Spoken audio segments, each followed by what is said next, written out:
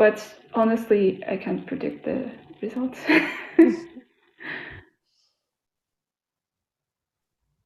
I'll do my best. Yes. And we are live. All right. So should we start admitting people in? Yes, why not? Nora, I will introduce you in Russian for the Russian-speaking audience first, okay? And then you can also join the discussion.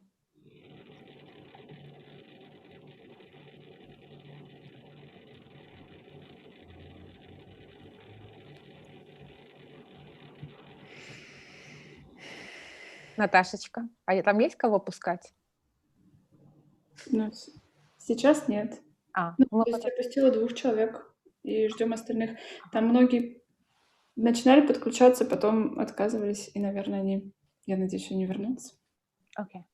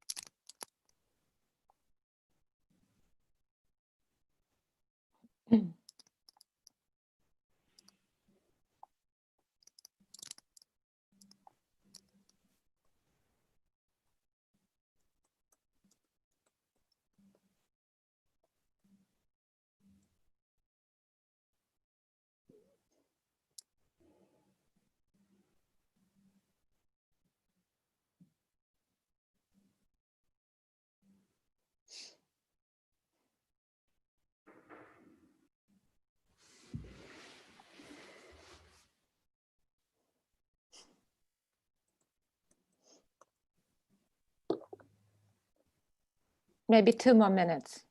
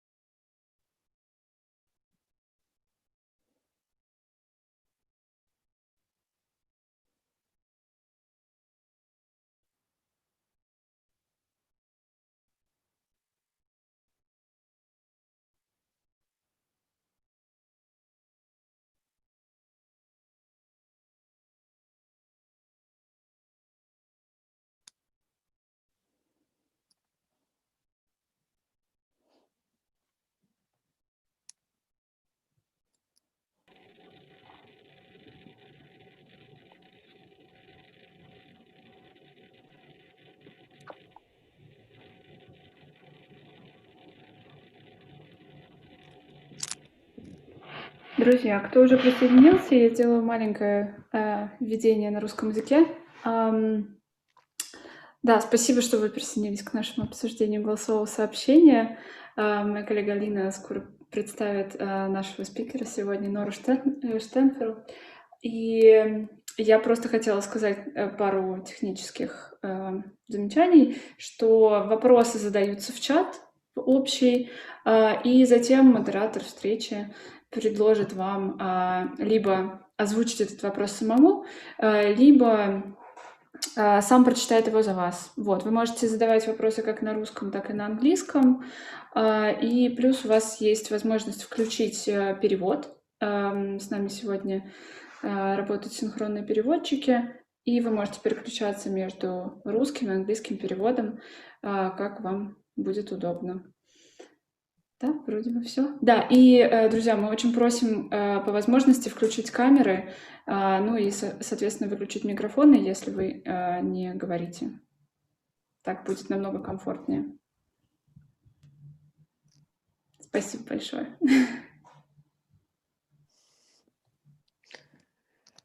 Ура! Ну что, начинаем? Добро пожаловать на вторую дискуссию, на второе обсуждение голосовых сообщений. Сейчас мы будем обсуждать и болтать о голосовом сообщении Норы Штернфелд. Нора Штернфелд – педагог, куратор, исследователь из Вены. Но в данный момент Нора является профессором арт-педагогики в Университете искусств в Гамбурге.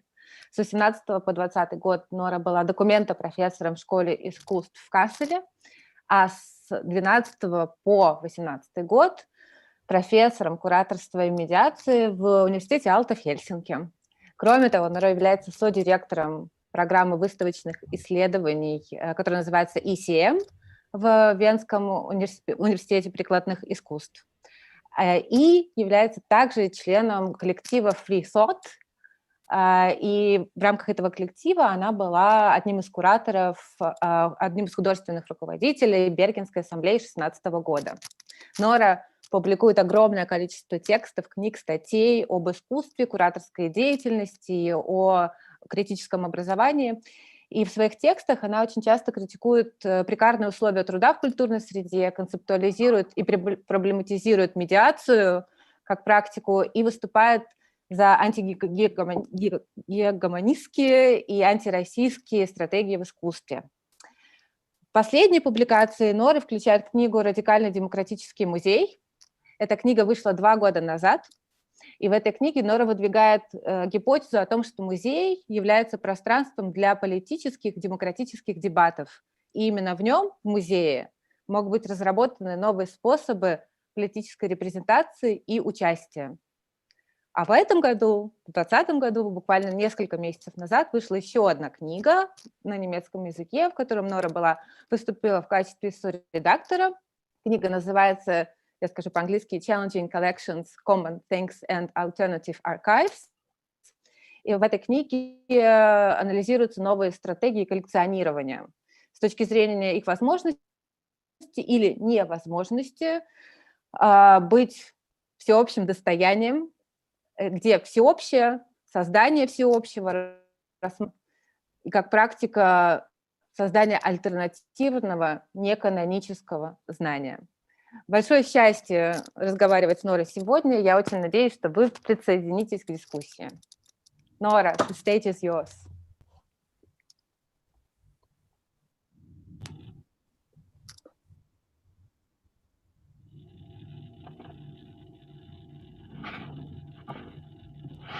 Nora? I am here, Alina. So, do you? I have to say something? Just introduce yourself and say a few words about where you're coming from. So first of all, thanks a lot, Alina. It is a pleasure to be here. Thank you for introducing me. Thank you, Jakov, for the translation that made totally sense to me. I think all the things you said is exactly what I'm doing. So I had a very, very good conversation with Alina. She asked me very good questions and I felt challenged, especially in relation to a very understandable thought towards this now more and more used concept of radicality. I don't know, I felt that this thought makes totally sense, and maybe we can also think about that. Why do we talk about that so much in a time when it feels not so probable that we can actually really act in institutions? And I am looking forward to now talking with all of you. And yeah, I hope that there might be questions, reactions, or yeah. If you ask me something, I will try to give my best to give a thorough answer. I know it's a bit unfair to ask you again, since I already had an opportunity to talk to you and engage in a dialogue, but I will still ask so that maybe other people can join in more easily. So it's a big question, but I think it makes sense to start this conversation from such a big question. Nora, what do you think museum ought have to do, or should do, or must do in such difficult and turbulent times?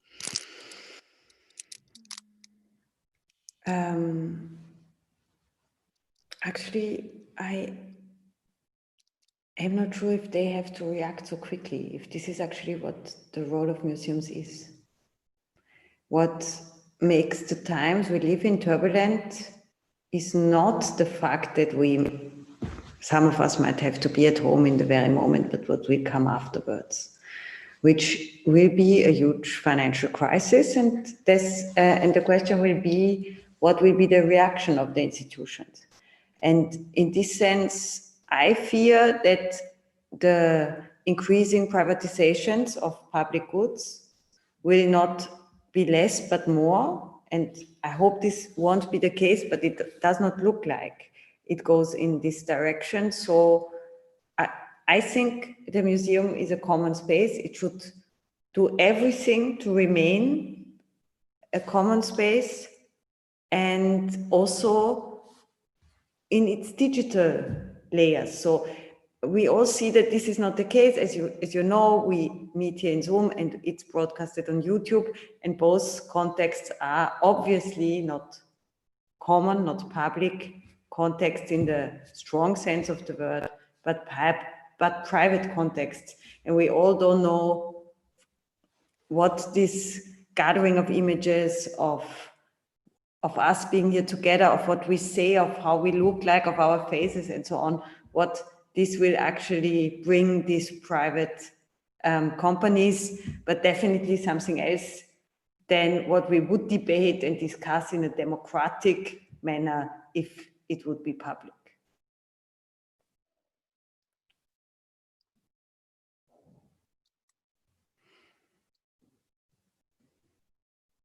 So I would like to continue if nobody else wants to join in right away.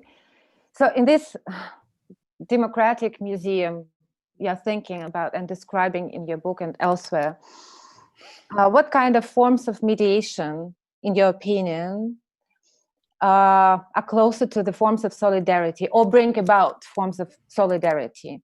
Do you see any connection between mediation and practicing solidarity? The word mediation is such an interesting word. It does not exist so long, I think, in English for a practice in museums and institutions. For very long in English-speaking contexts, mostly still, people were talking about education. And when I got this job in Helsinki called Curating, Educating, Mediating Contemporary Art, I wondered what this mediating actually, curating, mediating, managing contemporary art, what this word mediating actually meant. And I knew that it came in the discourse in, let's say, the 90s, 2000s, in somehow, most probably as a translation from German, could also be from French. But in German, the word Kunstvermittlung means a bit something else. It is more ambivalent. I mean, for Alina, it's interesting because this word is very important in Hegel, you know, so it's very ambivalent because it means at the same time mediation and unmediation in a certain sense. So this prefix fair in German can at the same time mean bringing something through and undo something. And it's actually in both understandings of the term that historically the word Kunstvermittlung has also been used. I am a bit afraid that it's also in German, but especially when we use it in English, it comes with the need of silencing conflict. It comes with this meaning of, mediation is there is a conflict and the mediators make it easier. Can I maybe ask Jana. in this regard, if we speak about the practice in the institutions, the mediators are often seen as ambassadors of the institution. They are told that they are the face of the museum and that the loyalty and faithfulness is actually demanded from them as basically part of the requirements of their job profile. Because if not, then why do you work here? If you don't believe in the ideology of our organization, why do you work here? So how would you respond to these institutional demands towards mediators?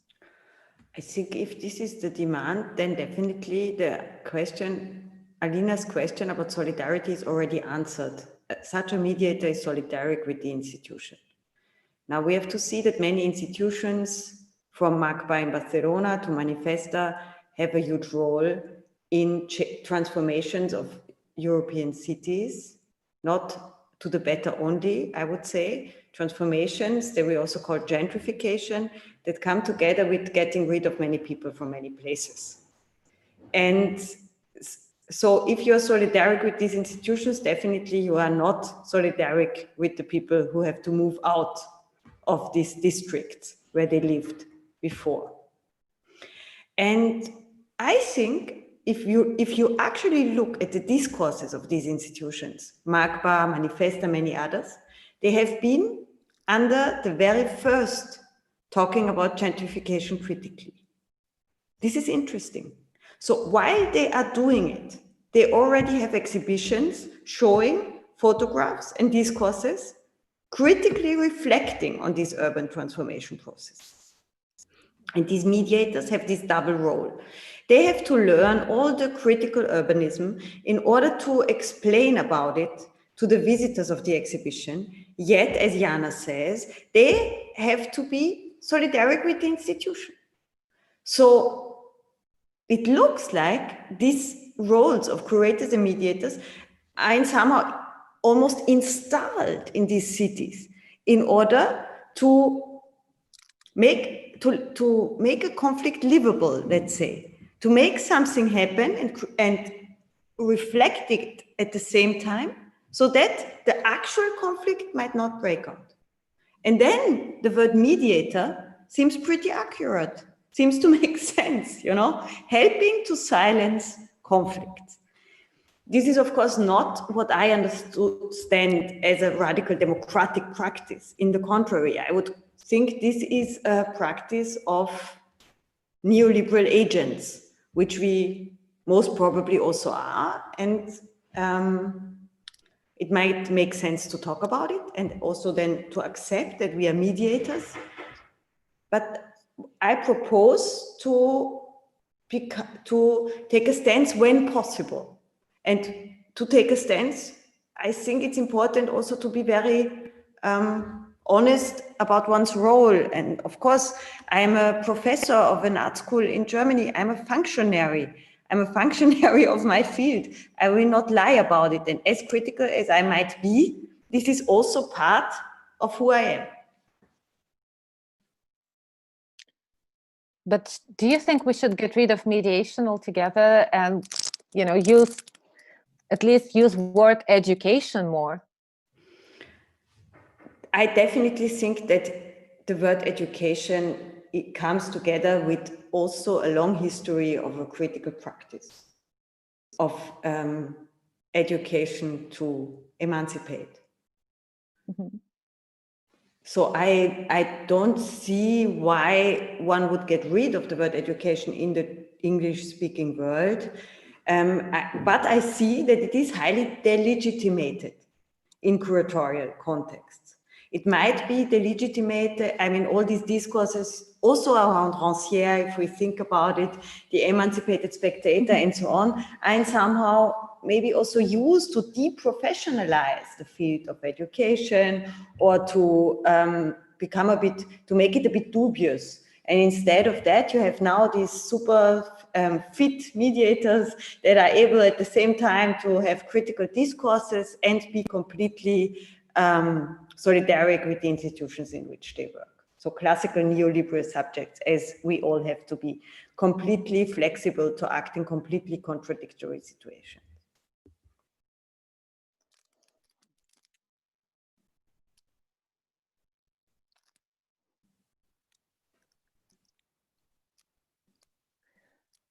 Anybody else? Joanna, maybe you have a question?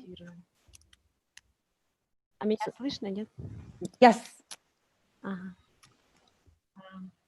Да, я хотела бы прокомментировать ситуацию с медиаторами.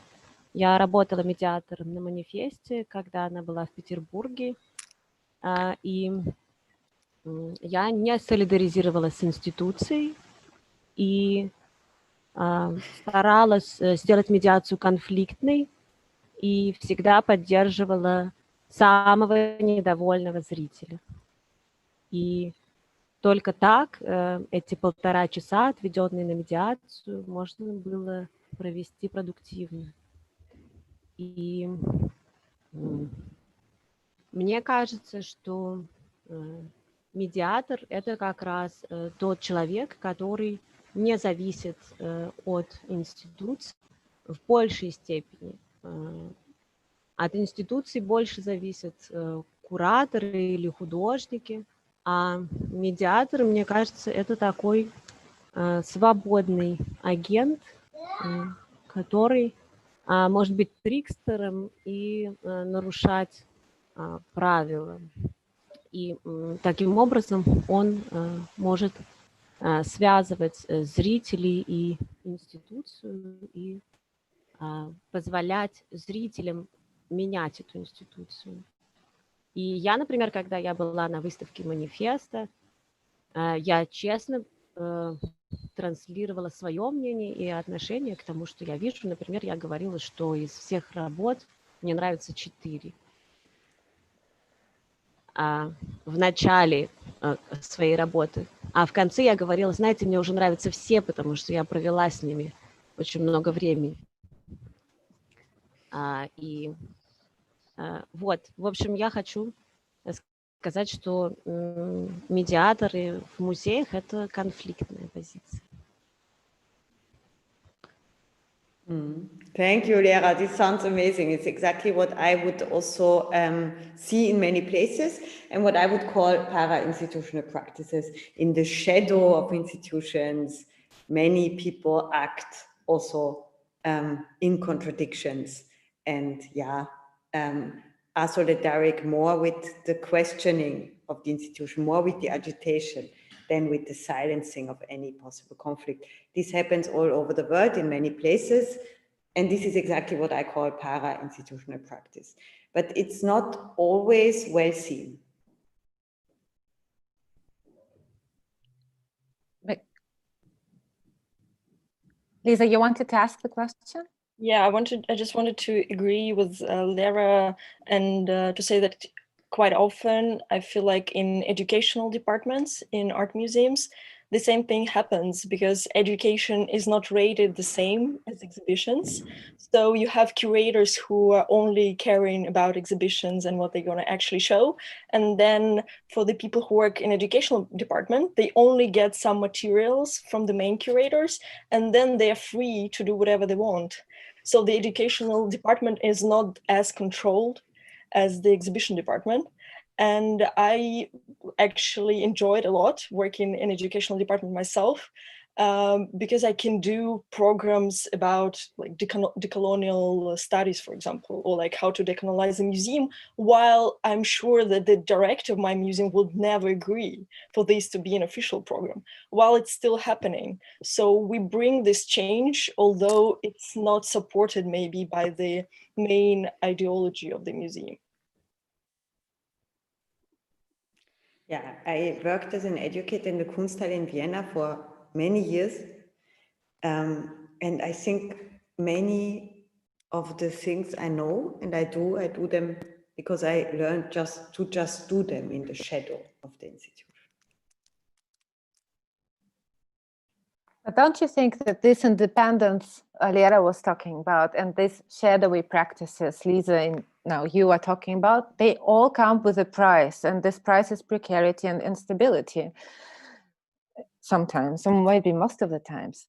So again, it's very difficult to navigate and choose the position which actually brings about change and transformations, and to have agency. And many of your texts, Nora, you speak about shared agency in exhibitionary space, complex and in exhibition spaces. Maybe you can also elaborate on this. What do you mean by shared agency? How it can be enacted? I don't know how it comes, but that I understand Lera and Lisa very well. You know, I sit here in Hamburg, I'm a professor. You are in, I guess, in St. Petersburg. You worked for some years in Manifesta. And I feel that there is a connection. So I think I talk about that. I talk about the potential of unexpected relations that we can build that would cross lines. That would kind of queer existing lines of already seemingly decided powerful roles. And I think this, I think if what Lisa calls change might happen, or if we work in a progressive way, this will never happen alone. And it will always happen from different positions at the same time. Because it's in somehow one has to work on relations between marginal positions and positions that would have a certain power of creating vocabularies and so on. And this is what I think, that we have to find ways to think together. It will not make sense to think alone if we really want to make shifts. May I add something, like speaking about the precarity and independence and this position, as Lera said, of this kind of free agents? I personally had a lot of conversations with mediators about their contracts, the type of their contracts, because kind of in my practice, I imagine that maybe a freelance contract is the best contract for mediators, because it secures a bit their independent position of being a kind of people who are not inside of the institutions, not these ambassadors as sometimes the management imagines them to be, but they still maintain a certain independency in their position. While actually I have like 50-50 of mediators who actually prefer, of course, stability and having a proper employment, full-time employment contract, and those who still prefer to be on freelance because that allows to maintain this position. So I think at the end, it's also very important to see how this positioning and political positioning actually reflected in the way we hire mediators. Yeah, but I just remind us the claim of the anti-precarity movement, who actually had this claim that they want flexicurity. Why would we not dream about freedom and security at the same time, which has, for example, for university professors been achieved also in some places of the world. Like, for example, my right to do my research and my teaching like really free is in the German Grundgesetz. And nevertheless, I have money at the end of every month. So this would be imaginable. Flexicurity is imaginable. So why not think about contracts that would make it possible? Mm-hmm. Nora, in Russian context, your words sound like a dream. I have to remind you. Yes, okay, I totally understand it. I'm sorry for that. Yeah. But I'm sure that I totally understand. But what I think we all share is that we need to eat and that we need freedom to think, and then that we have to find ways to to do that in order to survive. And I totally understand that for me, I'm in the best situation for that, and it's not shared for all of us.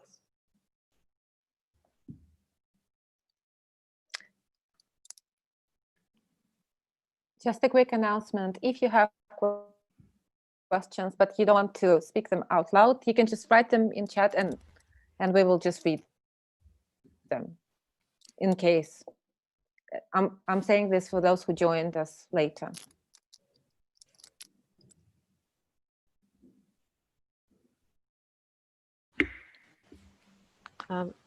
Я хотела бы выразить восхищение всеми, кто работает на постоянных контрактах. Я воспринимаю это как ад. Самое страшное, что могло бы со мной случиться, это работа в одной институции все время. Я очень уважаю людей, которые работают в музее очень долго или в другой какой-то одной институции. И я, например, могу жить только потому, что я могу лавировать между разными практиками. Вот. Спасибо вам, что вы есть.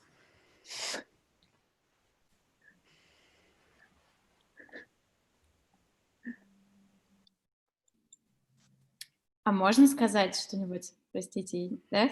Конечно. Of course. Я, наверное, хочу задать вопрос и, может быть, даже какую-то внести тему, на которую мы могли бы все подискутировать, потому что меня очень интересует вопрос разговора о частном и публичном. И я сразу скажу, что я biased, потому что я работаю в частной организации, которая имеет большие амбиции стать некоторой гибридной формой и создать публичное пространство. И мне кажется, тот процесс, который сейчас происходит в России, особенно в крупных городах, это частные инициативы, которые пытаются сделать такие острова некоторой свободы, прогресса, каких-то тех ценностей, которые, к сожалению, пока не могут пробиться сквозь бюрократизованность, заскорузлость и устаревшие системы, которые существуют именно в государственных музеях, государственных организациях. Вопрос к Норе, к вам и ко всем, наверное, верите ли вы, что какие-то гибридные формы между частным и публичным могут существовать?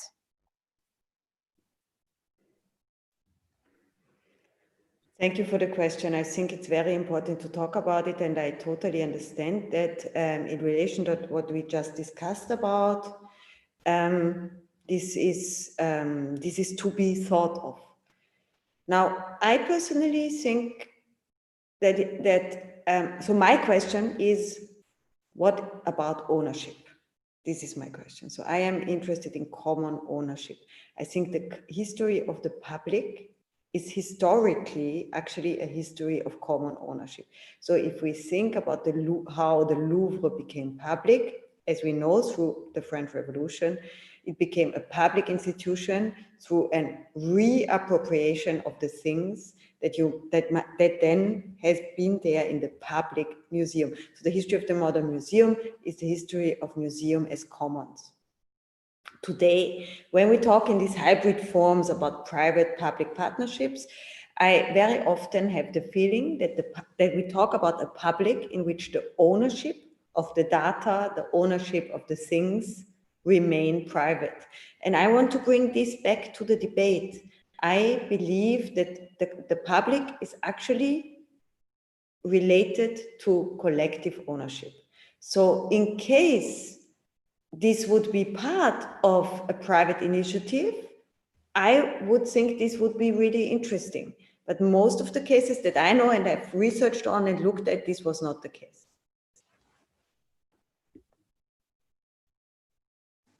And if I may add, I'm really sorry, my internet is really bad, so I'm not turning on my camera.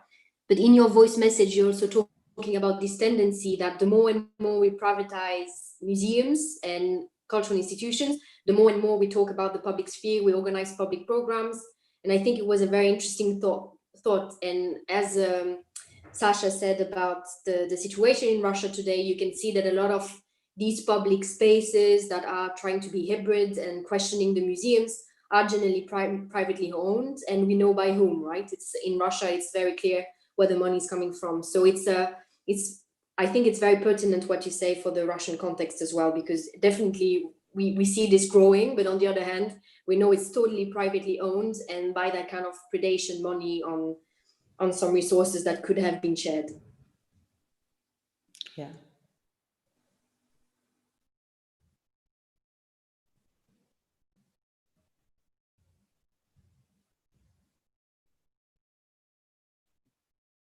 Yeah, I'm just gonna add maybe that it's also not so easy in the public sector, because many like big public museums become sort of like secretly privatized because of the big donors who allow them to survive.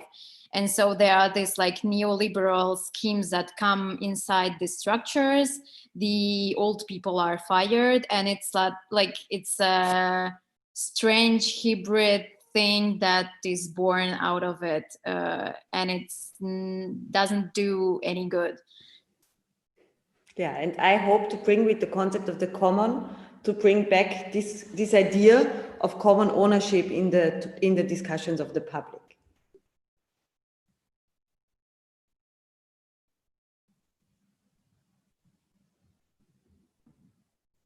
And I'm thinking as well, because during the symposium, we translated some of the texts that we thought were very useful to read in Russian as well. And one of them is by Jana Graham, Valeria Graziano, and Susan Kelly. And yeah, in which they are talking about this like public program without a public sphere, right? So that we organize a lot of public discussions, but this has no whatsoever link with reality or no impact on reality. And I'm thinking a bit about the museum, but also contemporary art in general, because this tendency we see, for instance, working in Marseille with Diana on Manifesto 13, there's this tendency of using contemporary art every time there are tense issues that are conflictual. You would bring a contemporary artist to kind of soothe the discussion and neutralize the discussion. So I think, I don't know, but I see a link between all these things, that we as contemporary arts workers are somehow participating in that, and it's difficult to bring back conflict and a link to the reality we all living in. Mm-hmm. Yeah. So, I mean, I think the exactly what you say, so that people talk, and rightly so, about art washing more and more, would not mean for me that I would go away from art. It would mean for me that I would be interested to create a lot of colorful things when you put me in the washing machine. So nothing will go out as it was before.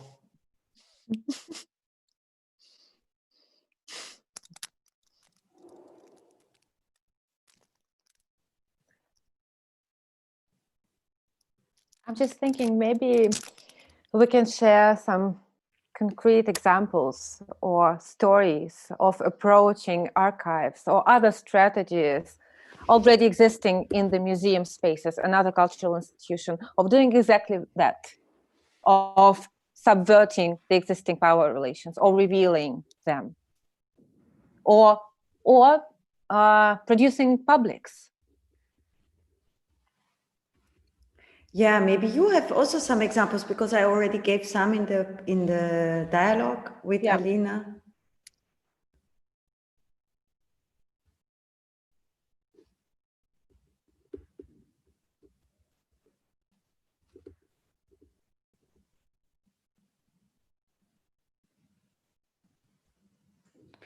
I can bring many examples, but one of them is from a project that I have seen in Berlin that was actually amazing, of some people who worked with an anthropological collection, and they found in an archive a number of recordings from colonial situations, and they managed to translate them. And then they realized that on the recordings were kind of police recordings of people in colonial situations where voice was just recorded in a very anthropological, racist way. and no one was ever interested what people said when their voice was recorded. These researchers managed to translate what was said. And then they had actual material of how the people say on this material, we are here in a police situation. We are here taken, we have to put our voice here, take us out here. This is total violence and so on. And this material is gathered. It's the unarchivable, it's archived. You find it in the archive. All these ghosts of violence, they are there. And when you learn to listen to them, they will speak in somehow. And when you hear what they speak, they might make us very angry and spark something that could, in the next step, maybe also help us to organize, let's say, crossing the lines of what we should do or should be in these institutions as ambassadors. So this is one example.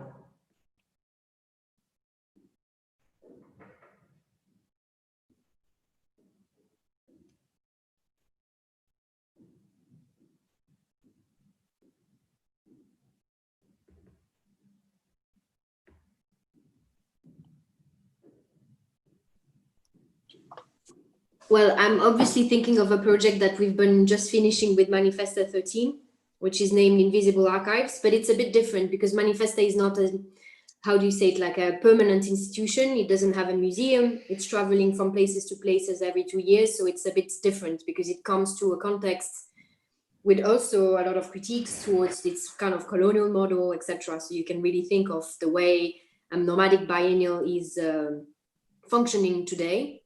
But so basically, when we arrived to Marseille, we were thinking about what does it mean to have a biennial of contemporary art in a city that is in crisis for many reasons. And instead of coming with the prepared methodologies and thinking of what already worked in different contexts and bringing it to Marseille, we just decided to think about, to listen, basically to come to Marseille and take seriously our interlocutors and just to listen to what was already happening in terms of social cultural engagement, so meeting a lot of independent associations and also listening to the institutional discourse. So who is financing culture, what type of culture is financed and what type of culture is not financed. And we obviously, because we read a lot of your text, Nora and Carmen Mersch and others, so we think very much about being, education is also a sort of semi-visible position within the institution, which allows us to do things that you couldn't do in the main program because you have too much visibility and too much control. And one of the projects that raised out of the discussions we had with a lot of local organizations was that there's a lot of self-organized citizens initiatives that are talking about Marseille or showing the fabric of the city from a very different perspective, a perspective that is bottom up, and that is sometimes very much challenging the official discourse on Marseille. And we were interested in working with these existing knowledges and the genealogies of these practices, and pretty much all of them had a sort of memory through archives. And so it was a very long process to gather all these groups, but we basically drew a program of exhibitions around these archives, 8 structures that worked together with us. And then we invited, collectively, we decided which artists we wanted to work with, and basically invited artists to spatialize and to put into narration these histories. So this is a project that we're still digesting, but this is something for me that has been very influential in the way, as I said, you stop just working with audiences as if they were just there to be numerous, but on the other hand, they are provider of content and you're just here to learn from them and to take them seriously. And it changed a bit the relationship with audiences, and it also changed completely the way you actually build the program, because they are the ones who are providing the knowledge and the content, and not you. Thank you so much for this.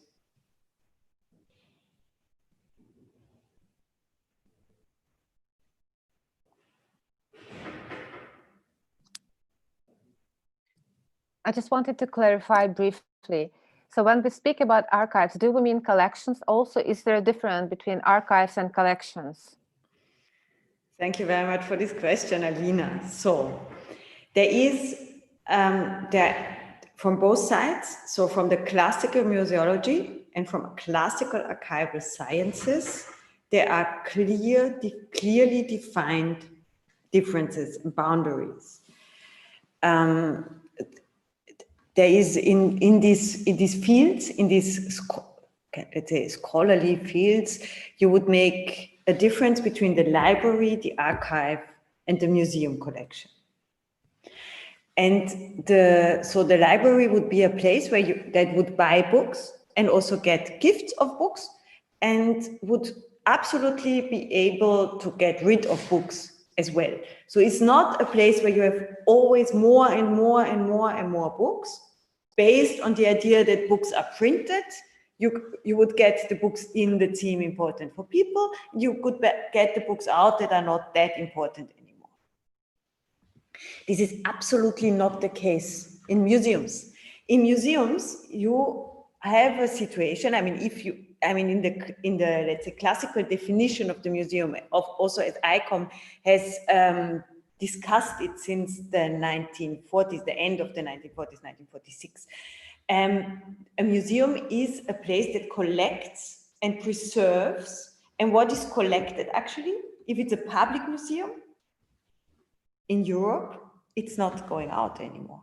So actually it's more and more and more and more is there. The responsibility of the collection is to think about what can come in. In our understanding of a museum collection, it's not in the responsibility of a public museum, a custodian, to decide what is to be destroyed or what can be sold. So it's an interesting different relation to the let's say to the material remains or the material memory of a society. And then the archive. The archive actually is a place where you would find documents. Historically, you would have police archives, archives of official contexts, and of course also colonial archives. And these places would be contexts in which archivists would get a bunch of material. Let's say the police cannot decide what is going to the archive, but the archivist will decide what is destroyed beforehand and what isn't. So different to the museum that would acquire or even steal, the archive would get the material and then decide to destroy. And this is the classical job of the archivist, to decide what are the 3% that are historically important to remain in the archive. And then actually to destroy material in the archive is rather problematical. So when it's there, it should stay there. But in order to get there, it's part of it's maybe the 3%, while the 37% are destroyed. This kind of archives actually don't collect. So in the very serious definition of the archive is not a collection. It gets material and decides from this material, documents and so on, is important. Now, most of the cases we know are hybrid forms between library collections and archives. And I personally think that the future, if we think also about the digital, is this hybrid form. This is why I am not that interested in the boundaries between the three. I could give you much more differences, very concrete differences that those institutions are proud of, that make a collection, an archive, a library, and so on. I personally come more from philosophy like Alina, and here the word archive has been used by different scholars like Michel Foucault, Jacques Derrida, very differently to the archivist understanding of the archive. Actually, Foucault proposed to understand the archive as the context of what can be said. So this is like our horizon, the horizon of the sayable in somehow. And from there, then Derrida would take up, would say, yes, but maybe it is a space nevertheless, but then for him, it would be this haunted place. It would be a place full of the unconscious. And I'm very much also there. I see in collections, libraries, and archives actually gatherings of unconscious remainders that have not been, that the society has not been able to get rid of. Because even if you have clear boundaries, you say, we only want white knowledge in this house. This is not the case. You will find a lot of other dissident knowledge there, even if it is only through its legs. You will find the wayward in the archive. You cannot get rid of the dissident of history so easily. And this is what I am interested in, that actually you, not only Lena, who is working with the people coming in the museum, but also the archivist, or the curator who will work with the historic material, will encounter what is not the ambassador of the institution. So the institution is full of itself and of its unconscious enemy, and I'm interested in that. Yeah, it's also very much the question of an access to the collection and to the archive. Who has the possibility to enter, in many different meanings of the word, enter, to change the archive, or to destroy, as you said, the archive? I think it was one of the philosophers, either Foucault or Derrida, no, I remember, it was Derrida who also mentioned that there is a death drive of the archive. Yes. So archive is kind of killing itself while being enumerated, while progressing towards the eternity. Yeah. So there are many, many different tendencies inscribed and embedded in the how archives and collections function. But maybe we can also discuss, as I said, this question of access and publics in relation to the archive. Do collections and archives produce public, or are open to the public? Yeah. Thank you, Alina. Fantastic question. For me, this is the difference is what is a museum, what is a police station. If you think that you have a clear, you have the right, to define completely what an archive is. Let's say if you silence its unconscious, then you have a police approach to the historical material. Because the museum approach, this is what I propose. The museum approach is actually to be faithful to the unarchivable. If you are faithful only to what you consider as your collection, we all agree this is completely boring. We don't want to look at modern art just as the MoMA in 1940 defined it. We all think this is too boring. We cannot look at this modern art anymore. We know that modern art is something else. And this potential of redefinition of the historical material, this is the reason of the museum, I would say. The reason why we go there. This is what makes us understand history from today, always anew and always from today and always in discussion. So what makes a museum is the faithfulness to the unarchivable, to the uncollectible in the collection, I would say. And now back to your question of access. Yeah, either you just have a clear police access policy, but then it will not be in a museum in my understanding, or you find ways to understand the institution as a place where this can be redefined, debated, where this inside and out, because there will always be an outside. So I don't want to talk about a fantasy of, total access. It's more about an institutional ability of renegotiation of this. And if we imagine the museum as commons also, then the idea of access is already not strong enough. Because if it's for all ours, I would no one ask access in my own house. This would be absurd. No one has to ask for access in a museum if the museum is commons.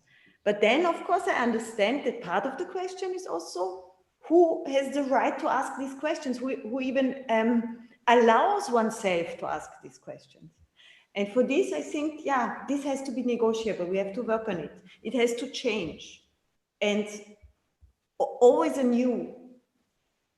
I mean, I can give you an example. I'm here now in Hamburg, and there's a beautiful exhibition curated by Natasha Petreshin-Bachelet, a curator from Paris, between Ljubljana and Paris. And her show in the Kunstverein here in Hamburg is called Not Fully Human, Not Human at All. And it is a gathering of very interesting artistic positions that all in somehow create their form, their investigation from the refusal of being defined as marginal, as not fully human, not human at all. And from this refusal comes a huge strength, artistic strength.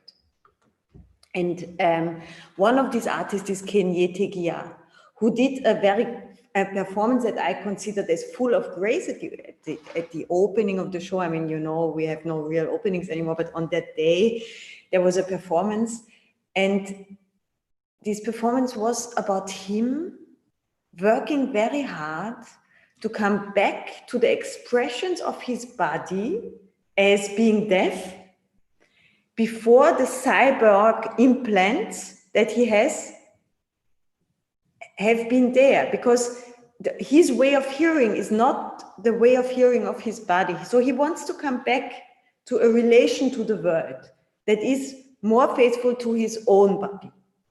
And the sounds of his body are this performance. It's dancing, it's mixed media. He relates to his own video, and yeah, so on many levels, on a sound level, on a dance level, and on a theory level, on an art level, media level, it's very interesting performance.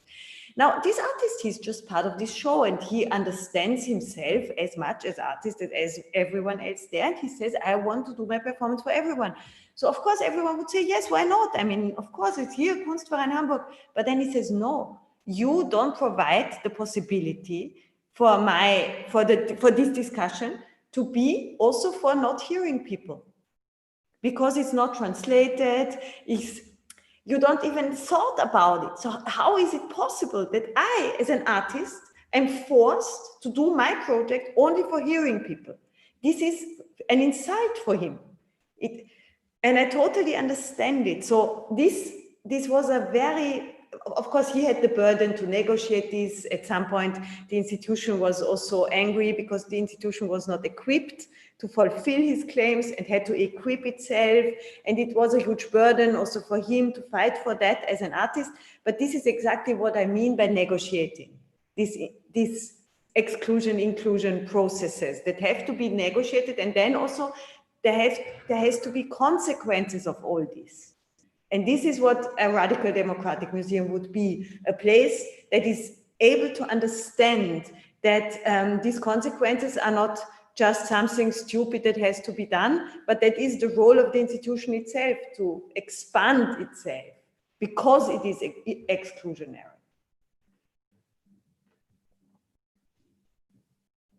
I sometimes have a feeling that we're a bit demonizing institutions. You know, we speak about structures, museums and institutions, but aren't they our people who work there, no? Aren't we talking about ourselves then? Yeah, totally. I mean, I speak about myself, of course. I actually don't demonize institutions. This is an imagination of an institution. I dream of institutions.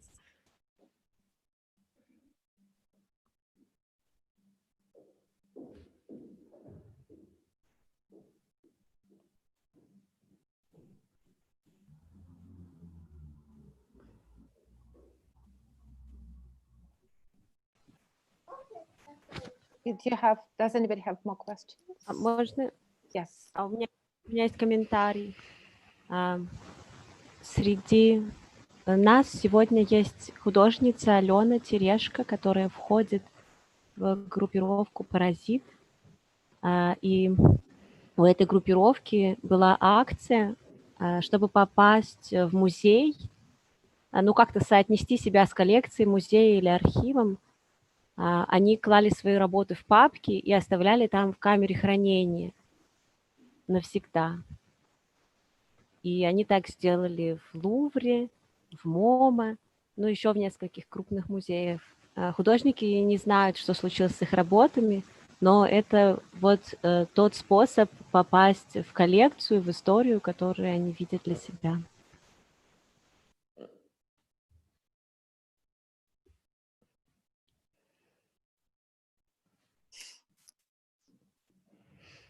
Alona, if you want to comment.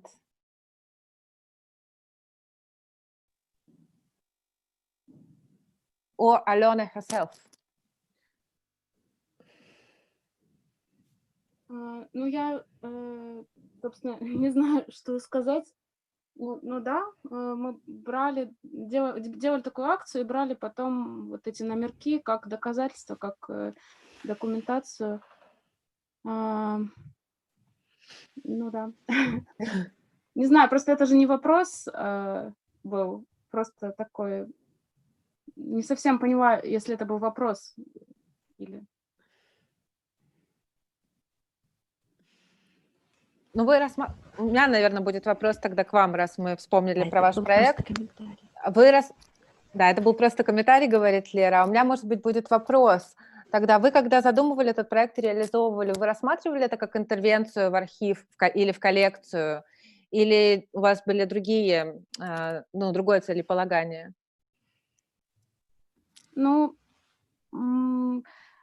это был просто тоже... Мы думали о том, как к этому отнесутся и кто к этому как отнесется, потому что это же всегда связано с человеком, который взял и внезапно обнаружил, что в хранилище вместо уже давно, там месяц или полгода, лежат какие-то вещи. То есть это же не сразу попадет в администрацию, это просто будет какой-то человек, скорее всего, подсобный работник, который как бы это найдет, что он будет с этим делать. Как он, и это, должно вскрывать какой-то тоже механизм. Мы, к сожалению, не знаем, как это вскрывало механизм, но мы только мечтаем о том, как это могло бы. Понятное дело, что это, я даже не уверена, что какой-то процент из тех работ, которые мы там отправляли, увидели больше, чем, служащие. Может быть, их сразу просто несли на помойку. Но если это... Мы писали письмо, там еще было письмо, в котором мы писали, что мы группа «Паразиты», мы отдаем в архив наши работы, в архив музея. Но, конечно же, читали ли это письмо, открывали ли эту папку, и что было, мы не знаем. Ни разу не было ответа.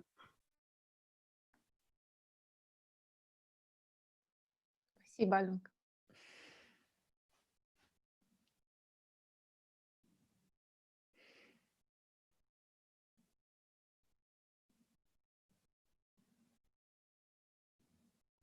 Does anybody else have practices of intervening? I wanted to bring up one example of a project by artist Jill Magid that she did. Actually, she made a film about it. I'll post a link now to the chat so you can have a look. And she approached Vitra Museum, and she did this work around the archive of Luis Barragan, that is a Mexican architect, and his whole archive was acquired by Vitra as a wedding gift for the wife of the owner of this Vitra Corporation and museum. And now the archive is being kept in Vitra for, I don't know, past 20 years or so, and no researcher actually gets access.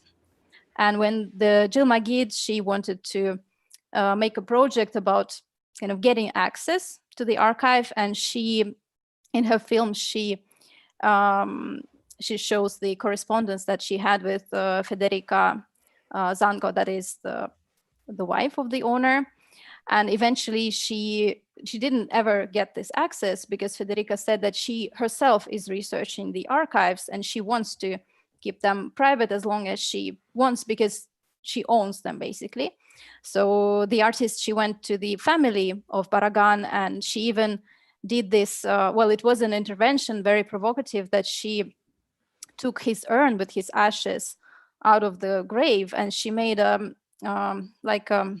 diamond out of the ashes that she wanted to give to Federica in exchange to access to archives, but she never got this access. But this is a case of this, it's a private institution, of course, and they own, I think they own the copyright to reproduce baragans, for instance, drawings and so on. So it has to do with this rights that maybe the procedure is not clear enough, and then even if you really wanted to do something about it, it's impossible so far.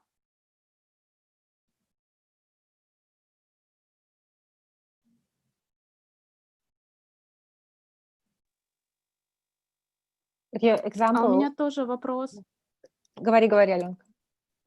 Мне на самом деле очень понравилась мысль про то, что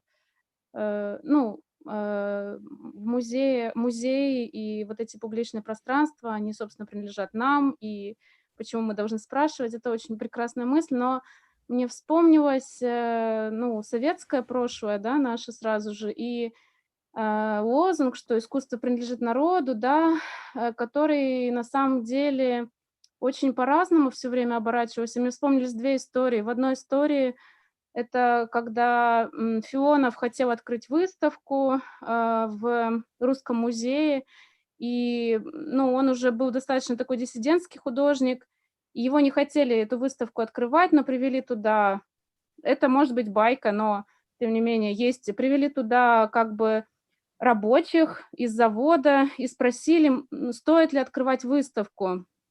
И рабочие сказали, что стоит, потому что художник много работал, если вы помните Филонова, у него же очень проработанная работа. Но другой пример совершенно противоположный, когда Эрмитаж распродавался, и как бы вот это наследие народа, которое как бы вот типа наше, да, типа всех, принадлежит всем, тем не менее оно продавалось. И тут тоже к вопросу о том, что может ли музей только хранить, но и продавать ведь может. И очень многие картины были проданы в советское время из Эрмитажа, как мы знаем. И вот мне очень интересна эта мысль про то, что музеи и вот эти вот пространства, которые сохраняют, берегут работы, искусства, они как бы наши, но с другой стороны, как можно также только провозглашать, что это наши, а на самом деле это все, тем не менее, мало кто нас спрашивает. Вот. Может быть, если прокомментировать кто-то мог бы, это было бы хорошо.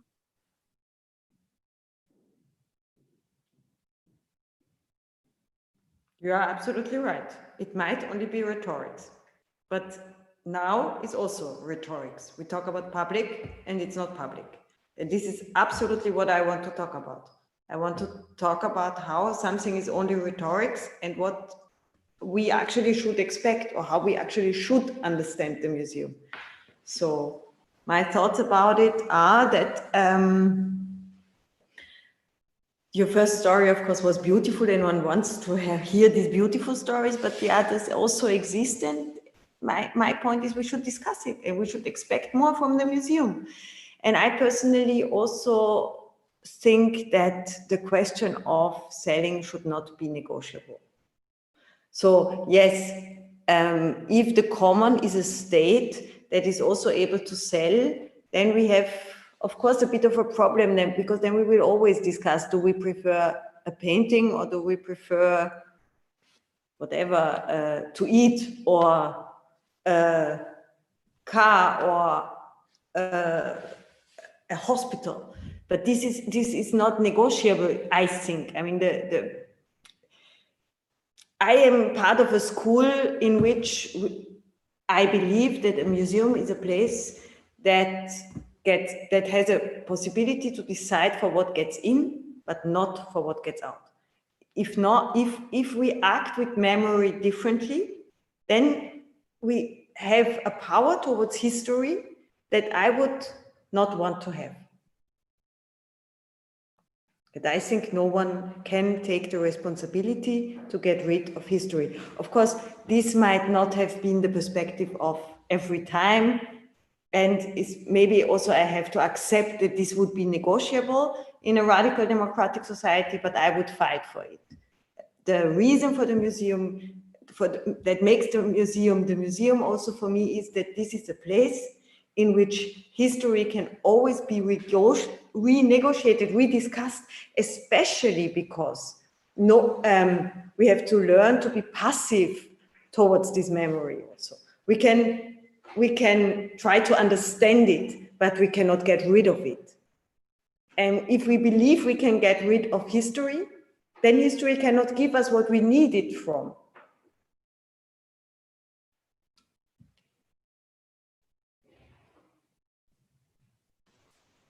А вот эту идею вылечить историю вы не поддерживаете?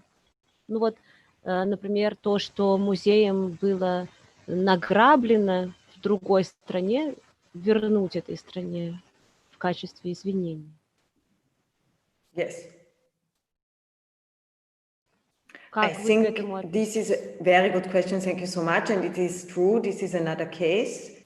And I think this is something that should be discussed.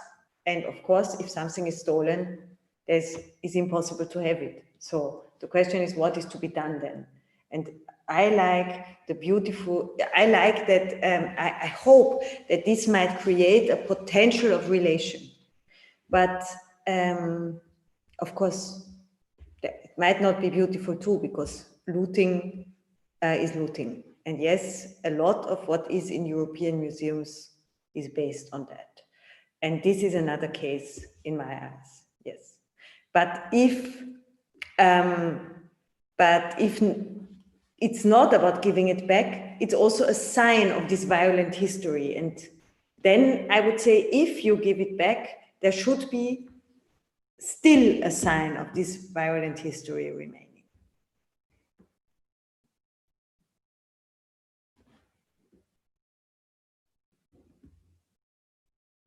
Exactly. If there is no trace of stealing, it's similar to boycotting, you know, the problematic exhibition, of not taking part. So yeah, a way of participating and critiquing would be, I agree, would be to leave at least a trace and somehow mediate it in a way. There will be a big trace full of pride that they gave it back. There will be a big narration in the museum. Which also can be questioned, yeah. Most probably, just like Germany, yeah. Most probably.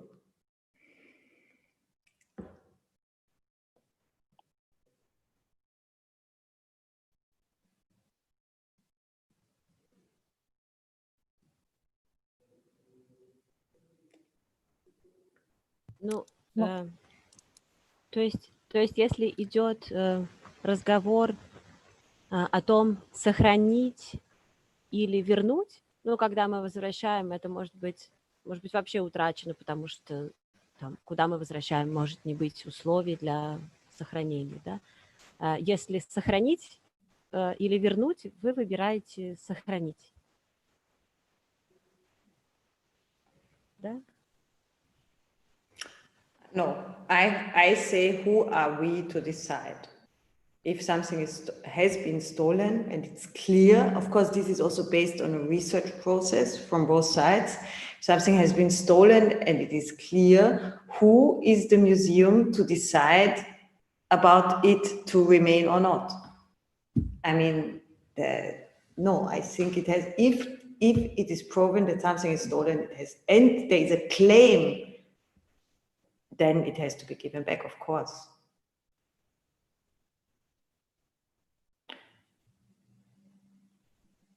But I like very much the work of Bénédicte Savoy, and she shows that these processes have a lot to do with also research. And while you do the research, and she did a lot of it, you will find out that the histories are much more complicated than you might have thought at the beginning. And this research is extremely important, I would say, and is at the base of such a process. So it's not only a question of giving back or keeping. It's a question of what actually happened and what kind of relations also emerge from this knowing it better.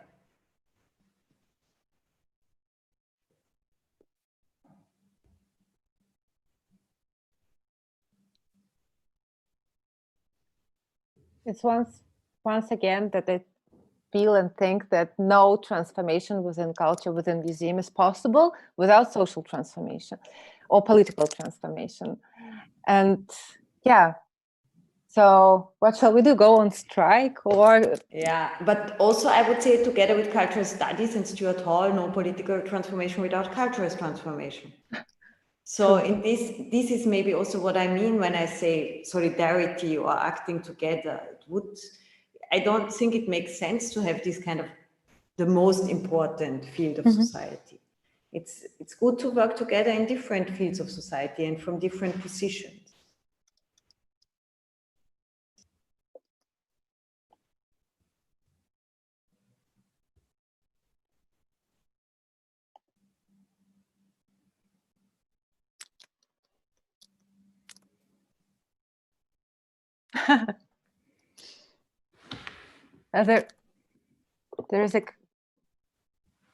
There is a message in chat.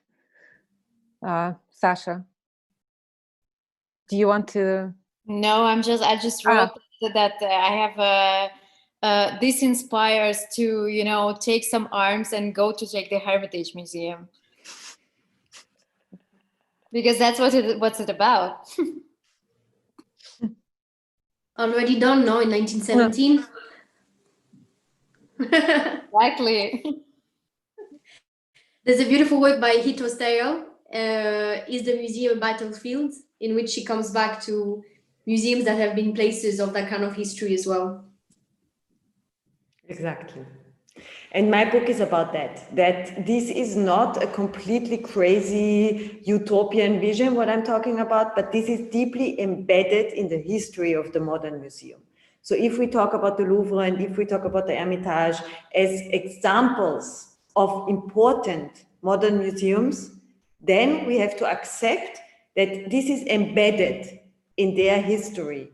So the museum is a place of reevaluation of the values.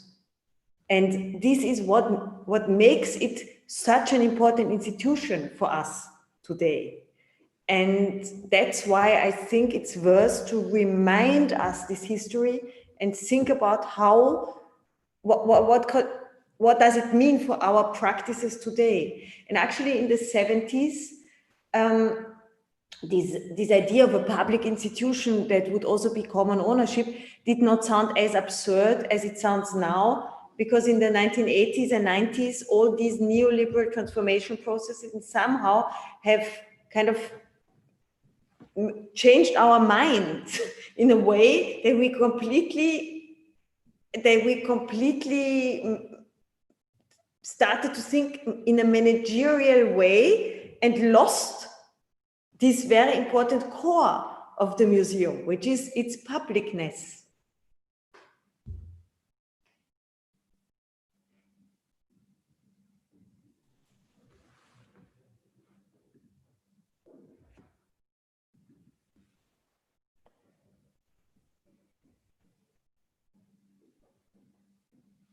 Maybe the last question.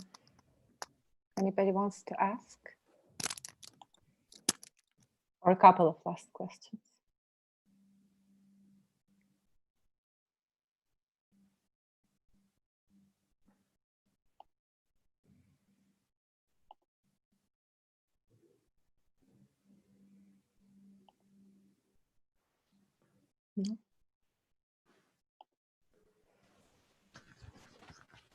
Nora, I can always ask. Oh, somebody else wants to. Lera, please go ahead. I will say something. Да, у меня такой простой вопрос, мне всегда это интересно очень. А как вы вообще решили этим заниматься?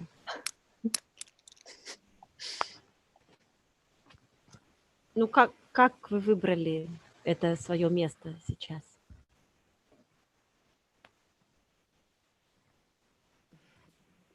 Thank you. Actually, I studied in Vienna and I started as an educator in the Kunsthalle when I was young. And I realized that exactly as you said before, that in this work, together with my colleagues, we did build an education group And we did read a lot of texts, and we looked very carefully to the artworks, and we tried to understand what's going on and what we are doing. And it was so powerful to work every day for hours. There was a very nice cafe in the Kunsthalle in Vienna at that time, and day and night we were there, we discussed and we tried things out and stuff, and we just didn't really, it was really in this kind of parasitic, as Jana Graham says, situation. No one was interested in what we are doing, so we could do a lot. It gave me much more than my studies. So at some point I stopped to study and I just did this, and I related very much with this institutional practice of education. And then there was also a certain politicization in Austria when the FPÖ, the right-wing party, was in the government in 2000. And all this inspired many practices. And then I started to teach at the Academy of Fine Arts without having ever studied anything but doing education in institutions. But my application obviously interested the people and then also the students. And then I was teaching for 6 years when the director of the Academy of Fine Arts told me that now I have to finish my studies. So actually this was my education. And so then I because also in my teaching, we reflected a lot the institutions. And with my colleagues in Vienna, since 1999, we have a collective that is called Exhibition Theory and Practice, Schnittpunkt, point of intersection, exhibition theory and practice. And together we think about every single thing that an institution does. And many of them, we got to know each other when we were very young. Educators, part of the political movement, or young people just trying things out, students.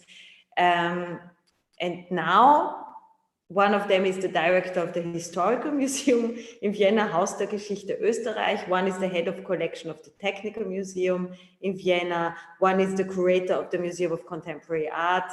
So somehow we really tried to look at it from all these dimensions, and we grew in it.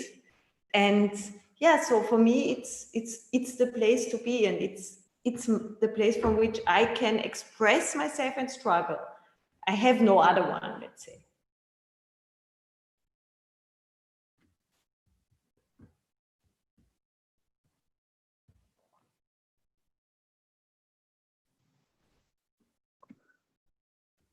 Can I continue with the question also? Yeah, because I was thinking about what you said in this pre-talk about neoliberal politics. And I was kind of obsessed with this idea that was formulated by Claire Bishop, that what was made in art in the intersection with pedagogy, and that was maybe radical, from some points of view, can be seen as the same, as the part of neoliberal politics in education, that we kind of, it's very difficult to separate them. Yes. And I was thinking that maybe this obsession with educational turn and of calling education learning or mediation comes from this desire to separate radical practices from neoliberal politics. Do you think it has any sense? Totally.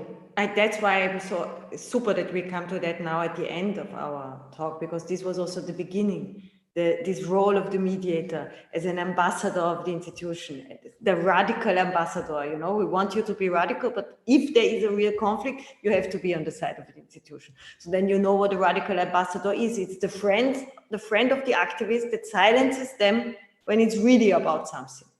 So it's possible that this role is actually in somehow inscribed in the educational function of the educational term.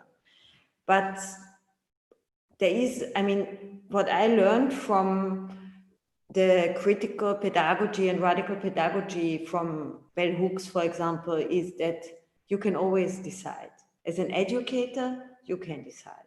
Either you are on the side of the existing museum or you are on the side of another museum in another society.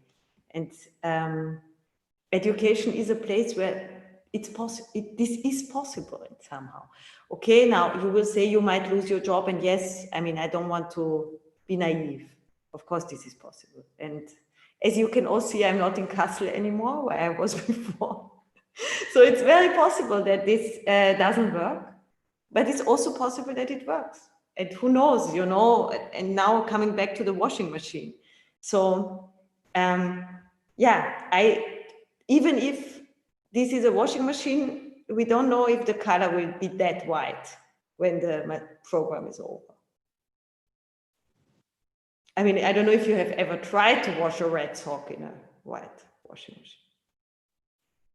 The other day, of course. Thank you.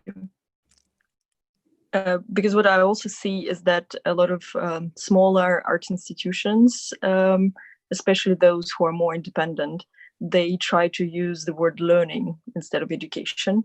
And I've thought that is also connected to what we were talking about, and to this idea that the educational system that exists, the traditional one, is very limiting. And all these other knowledges and ways of learning and sharing knowledge and transferring knowledge are undervalued in this European system, and other communities that exist within just not involved in this kind of education. Same as for the people who are not qualified to be in these testing systems or learning by heart instead. They just have other skills of transferring knowledge and of acquiring knowledge, but the educational system doesn't give them this chance. So these smaller art institutions try to be learning places for these knowledges. So, and their vocabulary also changes in a way. And I think, I mean, vocabulary can be emancipatory and neoliberal at the same time. Words can be appropriated. This is the history of speaking and talking. And the question sometimes is also about reappropriation.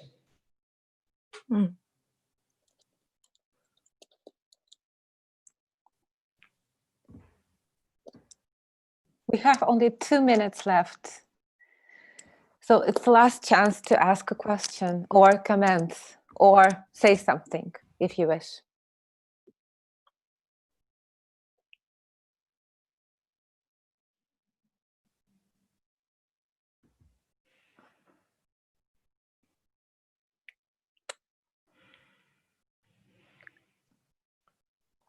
Thank you, Alina, for inviting me. Thank you, Nora, for being with us. Thank you. Thanks a lot. Thank you. Till Thank next you so time. much. Till next time in flesh. Yes, next time in flesh. And if you want, join us tomorrow for a project that is called the Coming Community. That was actually part of Manifesta and will be tomorrow at 9 o'clock your time, 7 o'clock our time, and now I will put it in the chat, Station of Commons. I will put it in the chat. Please join us tomorrow. We will. Okay. Thank you. Bye. Bye.